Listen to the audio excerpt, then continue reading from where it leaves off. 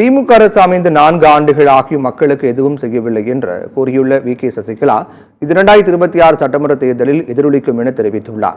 தூத்துக்குடி விமான நிலையத்தில் செய்தியாளரும் பேசிய அவர் புதிய கட்சி தொடங்கியவர்கள் பற்றி 2026 தான் தெரியும் என்று கூறினார். தேர்தல் நெருங்குவதால் துணை முதலமைச்சர் உதயநிதி தமிழகம் முழுவதும் சுற்றுப்பயணம் மேற்கொண்டுள்ளார் என்று சசிகலா தெரிவித்தார். பெண்கள் வெளியே போக முடியாத அளவுக்கு தமிழகம் முழுவதும் குற்றங்கள் அதிகரித்துள்ளதாக கூறிய சசிகலா, ஆனால் ஆட்சி சிறப்பாக நடக்கிற மாதிரி ஒரு பிம்பத்தை ஏற்படுத்தி வருவதாக தெரிவித்தார். புது கட்சிகள்லாம் வந்திருக்கு, தமிழக கட்சிகள் வந்திருக்கு, நிறைய பேர் எல்லாமே 26ன்னு தெரியும் இல்லையா? இப்ப தேர்தல் வரப்போகுது இல்லையா 26ல, அதனால தேர்தலுக்காக பயணத்தை தொடங்கியிருப்பாங்க.